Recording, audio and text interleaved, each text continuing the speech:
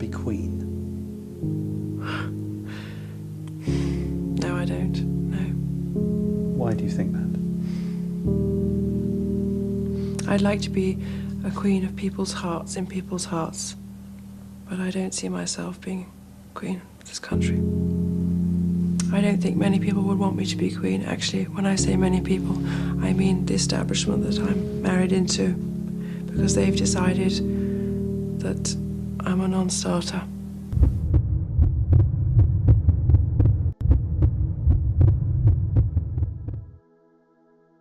Все 15 лет брака принцесса людских сердец отчаянно искала любовь.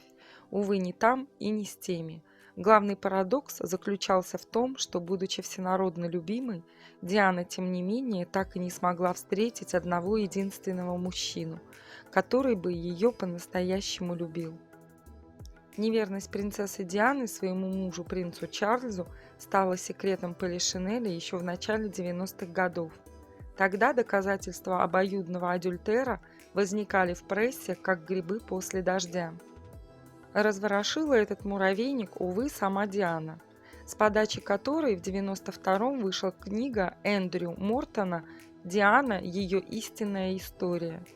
Весь год в журналах печатались новые главы о ее жизни с Чарльзом. Словно в отместку, служба безопасности королевской семьи как фокусник вынимала из рукава компромат на саму принцессу. Причем такой, с которым трудно было поспорить. Записи телефонных разговоров, фото. Официально это выглядело так. Да, принц Чарльз изменял Диане с Камиллой, но его оправдывала любовь к этой женщине. А вот Диана была представлена буквально как похотливая кошка, которая изменяла от скуки, из мести и просто потому, что была нестабильна. Истина, как обычно, осталась где-то посередине. Диана вышла замуж, едва достигнув 20-летнего возраста, не успев понять, что такое настоящая любовь, и не успев узнать, что такое быть любимой. Ее называли недолюбленная, и в этом была своя сермяжная правда. Не умея любить саму себя, ее булимия и попытки суицида тому важные подтверждения. Она отчаянно искала внешний источник, который дал бы ей то, что она сама себе дать не могла. Одно из правил кодекса телохранителя – ничего личного, только работа. Но в случае с Дианой соблюсти дистанцию было сложно. Барри Монаки был ее личным телохранителем, а заодно и жилеткой, в которую Диана нередко плакала, в буквальном смысле слова. Барри стал для нее не только охранником, но и другом, которому она доверяла все свои переживания. А поводов для них на тот момент уже было немало. Несмотря на то, что ее брак с Чарльзом не задался с самого начала, 1985 год стал своеобразной точкой невозврата для обоих супругов. Годом, который каждый со своей стороны принял решение больше не бороться за семью, созданную слишком искусственно, чтобы быть жизнеспособной. Барри был на 14 лет старше Дианы, да к тому же женат. Тем не менее, он проявлял явное сочувствие и симпатию к своей подопечной, и недолюбленная принцесса испытывала то, что называется классическим переносом. Я чувствовала себя в его присутствии как маленькая девочка. Мне все время хотелось, чтобы он меня хвалил. Я повсюду разыскивала его. Скажет о Барри Диана в 1991 году, причем под запись на камеру, не подозревая, что эта любительская съемка, сделанная ее личным учителем по технике публичной речи, уже после ее гибели будет продана американскому телеканалу NBS и обнародована. Но еще более сенсационными окажутся в этом неформальном интервью другие ее слова. «Я была счастлива бросить все и просто сбежать и жить с ним. Представляете?» А он все время отвечал, что это хорошая идея. По этим словам выходило, что ради Барри Диана была готова пожертвовать даже маленькими Уильямом и Гарри, ведь наследников британского престола ей бы никто не отдал. Строго говоря, нет никаких доказательств, что Диана изменила Чарльзу с Барри физически. Скорее всего, телохранитель не позволил себе зайти слишком далеко. Или, как минимум, просто не успел.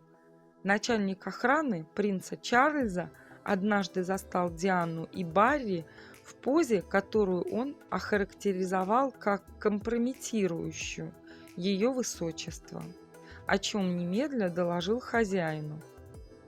Монаки был незамедлительно переведен на другой объект – охрана лондонского дипломатического корпуса, а через год погиб в аварии, не дожив пары недель до своего 40-летия. Обстоятельства гибели бывшего телохранителя не давали Диане покоя до самого конца. В мотоцикл с Барри в качестве пассажира врезался легковой автомобиль, водитель которого был ослеплен светом фар загадочного третьего участника ДТП. В сводках полиции значилось, что виновником аварии был именно этот третий, но никогда и не найденный автомобиль. Принцесса Диана не раз высказывала мнение, что ДТП было подстроено службой безопасности, поскольку Монаки слишком много знал о ней и Чарльзе. Джеймс Хьюитт – это самый известный любовник Дианы и единственный, от которого она не стала открещиваться в интервью 1995 года.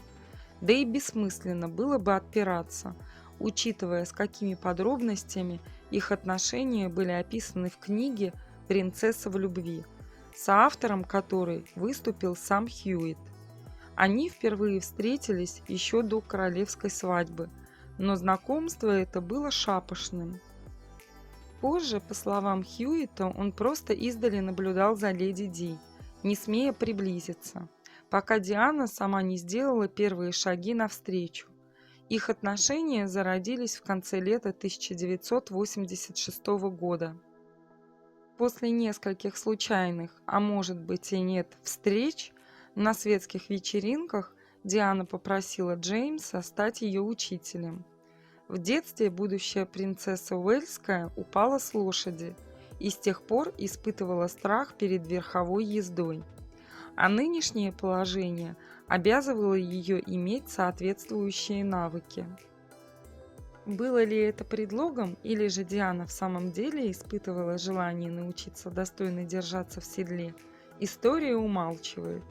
Хьюитт в интервью Ларри Кингу вспоминал: «Между мной и Дианой все произошло быстро и взаимно». Диана тоже не отрицала, что была влюблена в Джеймса. Хьюитт был старше принцессы всего на 3 года и был молод и хорош собой.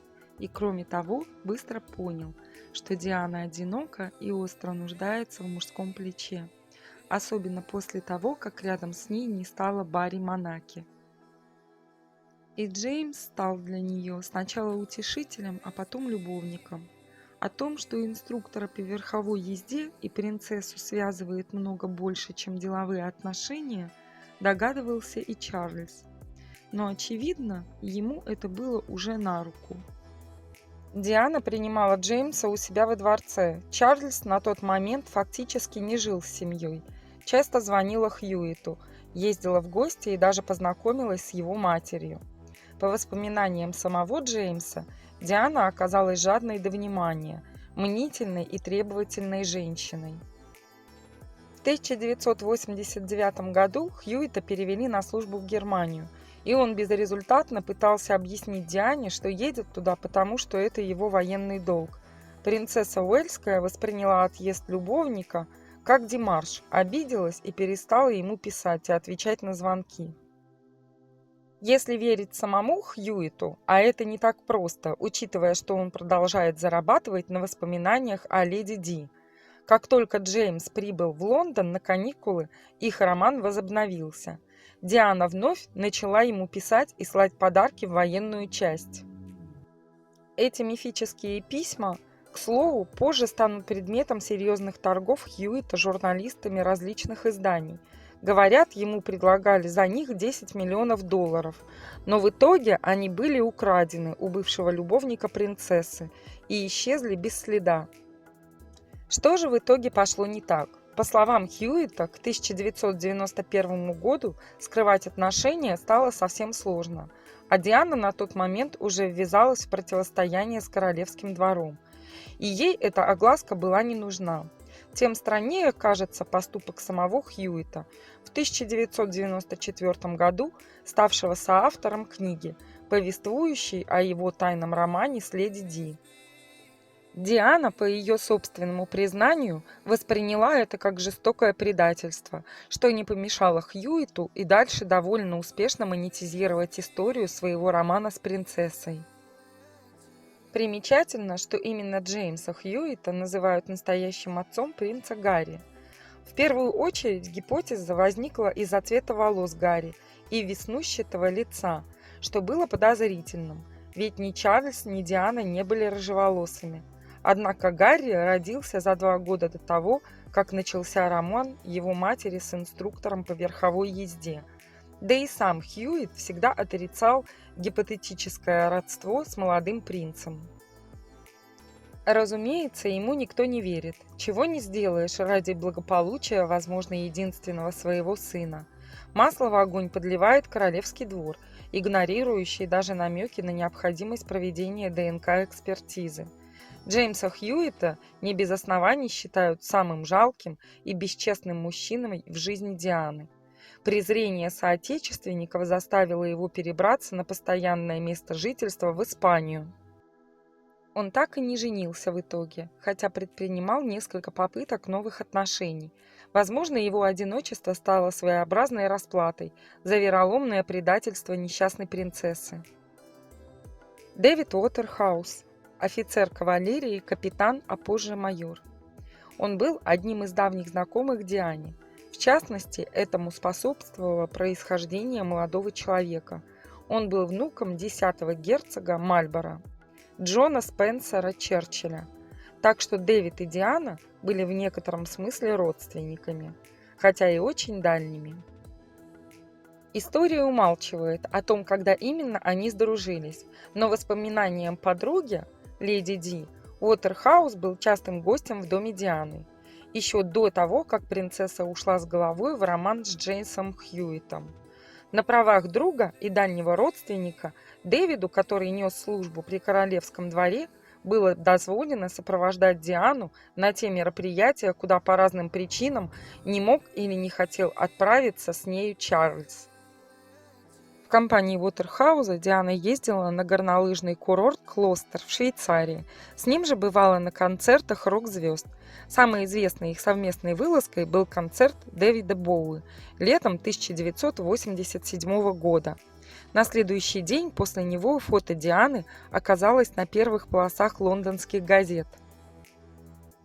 Правда, основной сенсацией был не спутник принцессы, а ее кожаные леггинсы с высокой талией.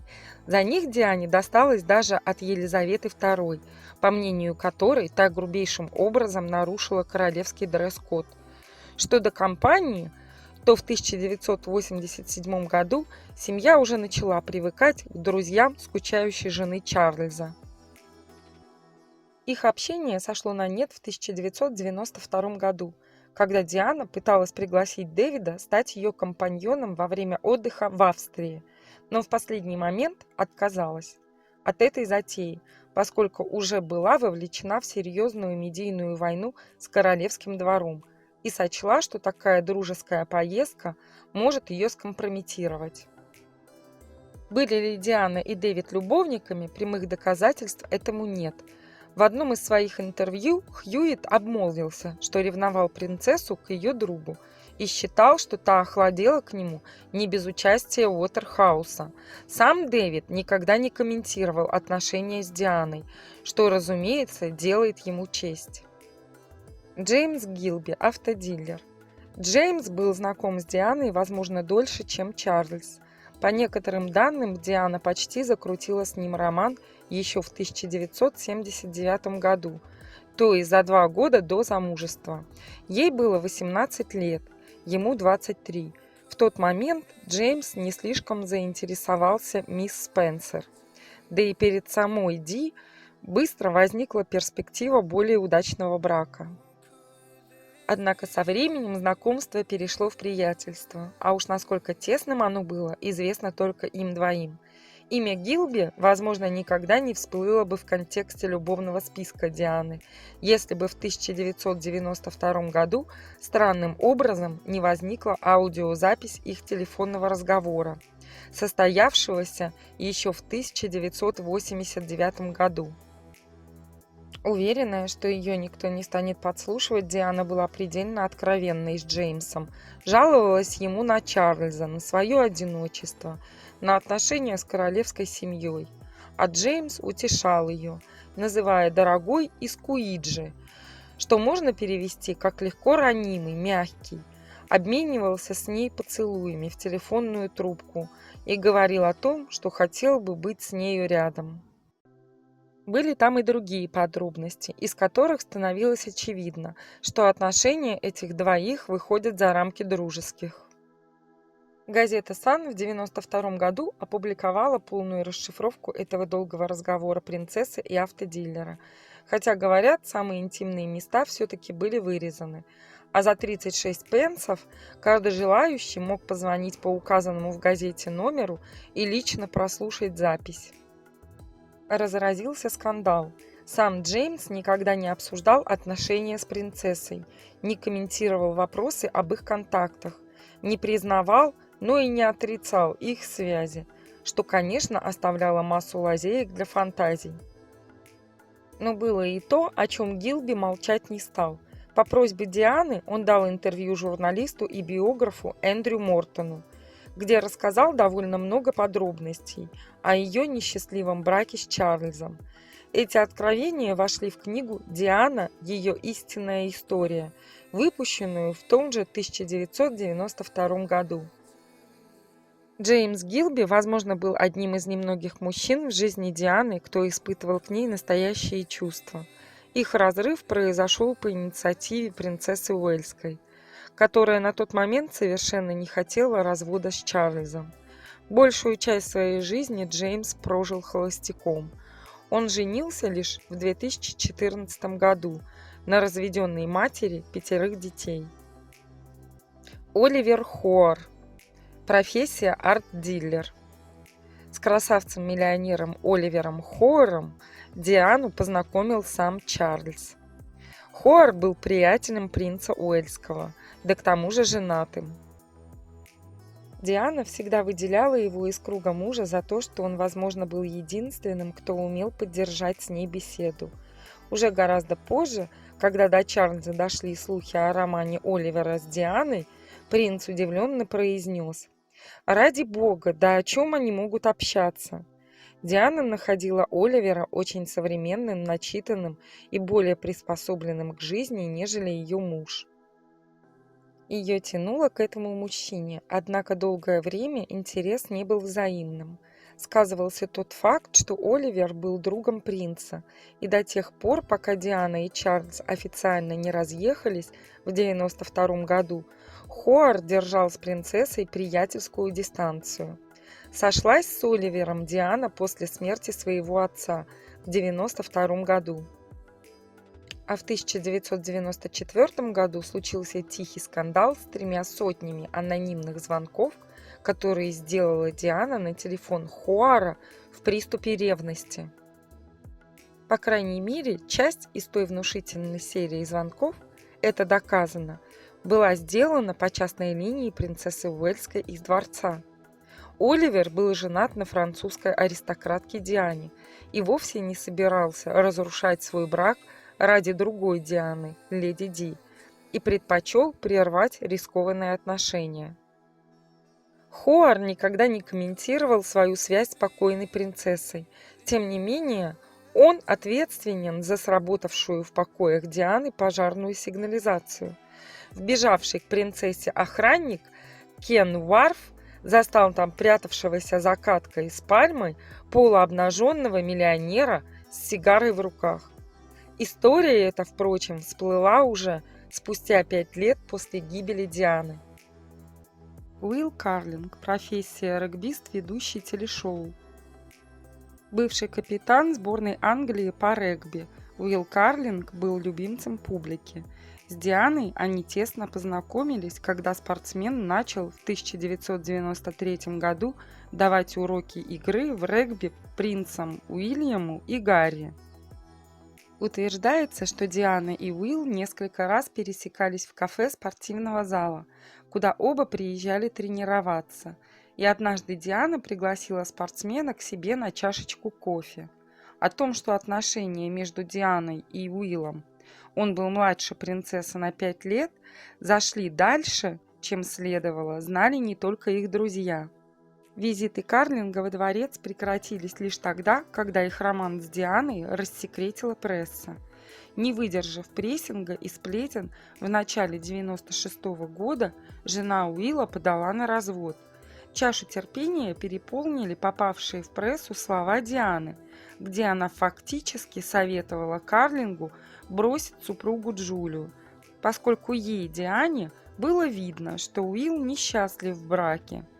У Дианы был богатый опыт подобных переживаний. Несмотря на массу улик, сам регбист наотрез отказывался признаваться в адюльтере. И тогда, и сейчас он упорно отвечает: «Диана мой друг».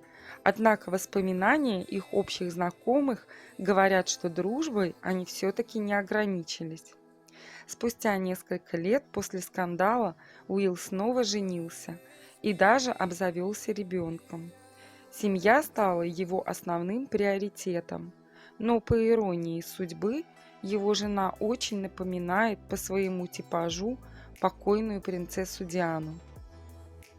Хаснат Хан. Профессия кардиохирург.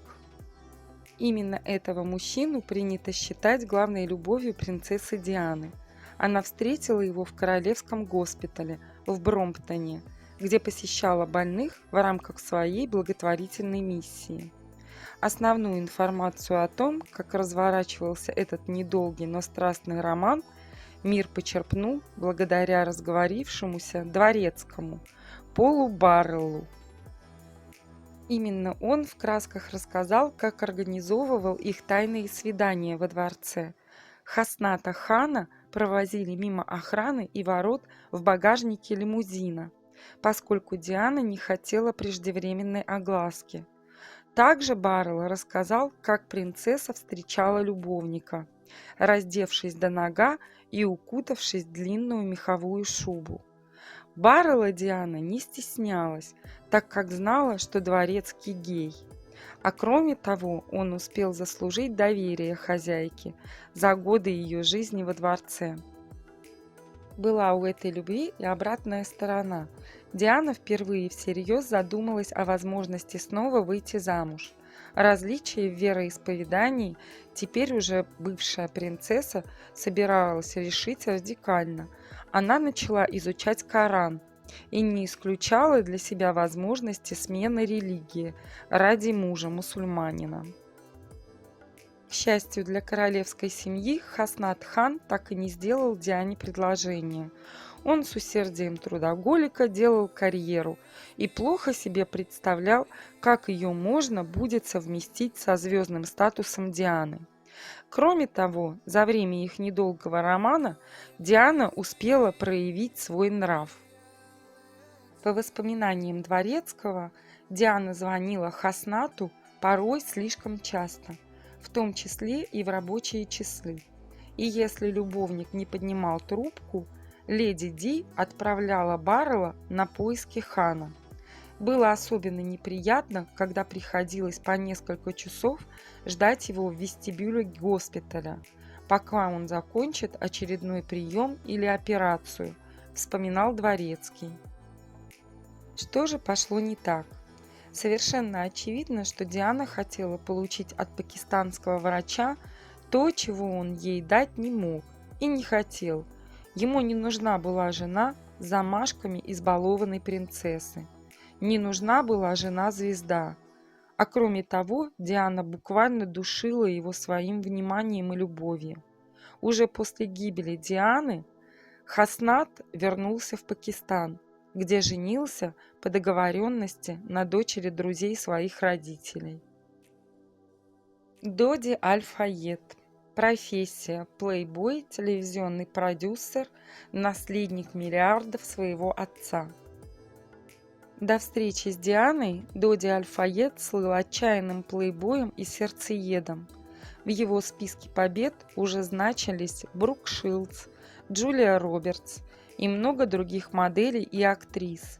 Однако, встретив Диану, он всерьез решил завязать с прошлым. «У меня больше не будет ни одной девушки, кроме Дианы», — говорил Доди своим друзьям. Что до чувств Дианы, то, скорее всего, их не было. Леди Ди поначалу воспринимала нового поклонника как друга, а заодно ей хотелось заставить ревновать Хасната. Однако отношения с Доди развивались слишком стремительно и непредсказуемому для них пути. Едва познакомившись, Диана приняла приглашение Доди и его отца развеяться в их доме на Лазурном побережье, официально после мучительного развода с Чарльзом. Диана легкомысленно взяла на этот отдых сыновей, напрочь упуская из вида, что контакты несовершеннолетних наследных принцев с нуворишами-мусульманами были крайне нежелательны. Доди, в свою очередь, сделал все, чтобы очаровать сыновей Дианы, организуя их досуг в Сен-Тропе по высшему разряду – водные лыжи, аттракционы, дискотеки и прочее. Удивляет обилие фотографий пары, которые Диана словно бы специально позволила сделать папарацци за время того отдыха. В августе Ди и Доти вернулись в Париж, и тут экс-принцесса начала понимать, что дело помимо ее воли движется к предложению руки и сердца. Младший Аль-Файед буквально завалил Диану подарками. Одним из них было кольцо с бриллиантом, которое многие до сих пор считают помолвочным, однако узнать наверняка это уже не представляется возможным. 31 августа Диана и Доди стали жертвами автокатастрофы в одном из парижских тоннелей, когда их машина пыталась оторваться от преследовавших пару фотографов. Гибель Дианы породила очередной шквал слухов. По одной из версий, за несколько дней до трагедии Диана узнала, что беременна от Доди, и тот на радостях собирался сделать ей предложение. Если это так, то Диану и в самом деле могли убрать с дороги, поскольку ее действия начинали наносить существенный репутационный урон британской монархии. Не говоря уже о том, что однажды ей предстояло стать королевой-матерью, и дети-мусульмане никак не вписывались в картину мира Виндзоров. И так далее.